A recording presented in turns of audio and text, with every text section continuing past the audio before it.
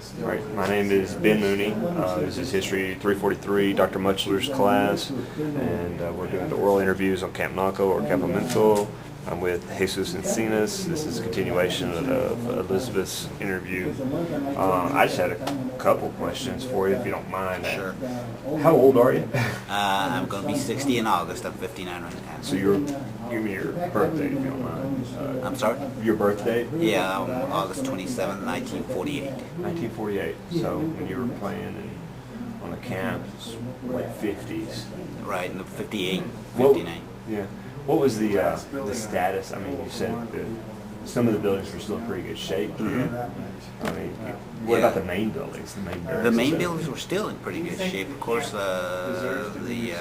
were some broken windows because of the kids that were playing around. But they weren't. The buildings, the walls were still standing. There were still doors. Semi-security, semi-secured.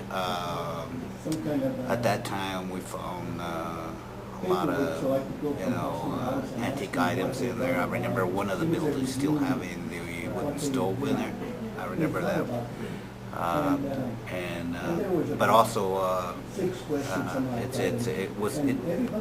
generally speaking, it was in better shape than it is now. 58, 60, it was, the rain still wouldn't leak through the roofs. There was a lot of vegetation. Because people lived there, it was a lot cleaner. It was fairly good shape. What about like right around the camp? I know right now there's the golf course and some houses right around the edges of it. What about back then? Back then we had running water. It was I think if I remember right, Naco Water Company provided the water to the camp. Mm-hmm. So we had running water and stuff like that. So again, it was still in good shape. The houses, had all indoor plumbing. They were fixed up pretty nice. That's cool. What do you, I mean, this is basically opinion, but the younger people, say my generation, or who live here in Naco, how do you think they might feel about the camp and it's being restored? Do they care as much since they didn't grow up playing on the camp, or did they? I think there's a little bit of a difference in the generation now. Mainly because back then when we were growing up, we didn't have really a lot to do. We could go into Mexico, just play around a while and come back, or we didn't have Little League, we didn't have, stuff like that. So to us, the railroad tracks, the camp, the vegetation, the land around it was a playground for us. So, but the younger generation now, really, all they do is drive by, so they really haven't had kind of a personal attachment to the camp because they haven't lived there, and to them it was just El Campamento, part of Naco. It was, maybe something to go by and park at night and just leave, but they just don't have the attachment that we do. I think there are some younger generation people here in Naco that would be interested in learning more about the camp. There's not much history taught here about the camp. I think now the school is starting to I think accept the fact that the camp does hold historical value, and therefore the younger generation should know about what really happened in the camp. There's pictures of the camp in Bisbee, in Bisbee, Arizona, in the museum and stuff like that, even at Fort Huachuca. But I don't think it has the ties to the younger generation like it does to us. So, but I think that the interest can probably be increased here as far as studying the younger generation know the actual history of the camp. Do you think the Fort Huachuca should have more to do with the project? Yes, I do. I definitely do. I think the fort should be much more involved than what it is right now, if at all.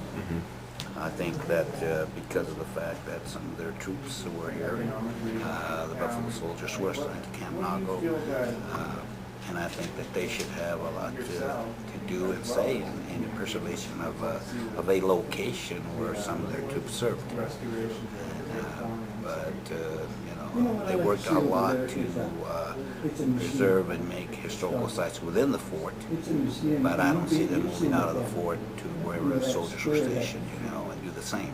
I would like the government, the federal government, to take an interest in preserving Camp Naco or El Campamento, mainly because it is part of their military history. And as far as the project of the camp, maybe the restoration, what do you think should be like the first thing done? What needs to happen first before we start on anything else?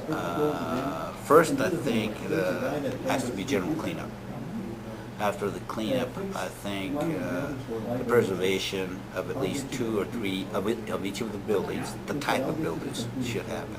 I think that once that happens, it'll bring a lot of interest in from a lot of people, not only from here, from outside. Just the fact that they're starting or led the contract to fence. Once they see that fence go up, I'm sure a lot of interest will also start, coming in from people that like history. But personally, I think maybe 2 or 3 of the houses and 1 of the big buildings should be restored as soon as possible. I think that should be done immediately. That would tell the people, hey, it's happening, and here it is. And we got the rest of the camp to do, but it's a start, and I think that really will generate interest. Were your parents here when there were still soldiers stationed at the camp? Did they tell you stories about it? No, my dad was born in 1920, and of course my dad was born in Naco, but he was raised in Nogales. Okay. He didn't move to Naco till he was, I'd say, in his 20s. So by that time, the troops still weren't, they weren't serving there at that time. But I'm sure that there were history. My dad's passed away, but I'm sure he knew a lot of history about the camp also. Now they had also the same attachment that I do, because it was like I said, we went and rented there while our house got fixed. So my dad and my mom got to live in the quarters along with us when we were small, so they have a personal attachment to it too. But no, my parents were not here when their extra troops were stationed. Did you know people who had been stationed here, had lived here while the troops were here? Well, Mr. Rodriguez, which you're interviewing, his brother didn't show up. They were here. That generation's pretty well thinned out here a little bit, but there is some people here that probably remember. Mostly, Jimmy Metzler, lives down on Main Street, the Rodriguez's. That's about it that I can remember right now, because like I said, most of the people have passed away or moved away. Mm-hmm. I know most of the people I know from like Sierra Vista are imports. they didn't grow up around here. How many people do you think know about the camp and say live in Bisbee or live in Sierra Vista in the general local area? But I'd say in Bisbee, I'd say a good 60 or 70% of the people know about it. Sierra Vista, I'd say maybe like 30 or 40. Yeah. Most of the people that know about the camp here are the people that you're interviewing right now, like myself, Mr. Rodriguez, Mr. Garcia. A lot of the miners in Bisbee that used to live in Naco, when the mines shut down, they moved away. So that is the history of the camp went with them. Okay, so we lost a lot of historical value in the people that moved away when the mines shut down in Bisbee. A lot of people moved away, to include people that used to live in Naco, that used to work in the mines. Not many people have or know the history of the camp. Sierra Vista, you have to look pretty hard to find the people from that generation that knew about the camp. On the Mexican side, there's some people also. that would probably have historical information concerning the camp, because back then, there was only a little port crossing, and the revolution was going on.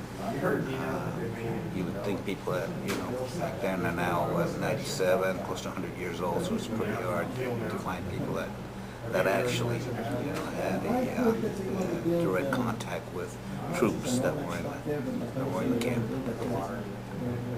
Do you think there are any people on the Mexican side who'd be interested in helping with the project?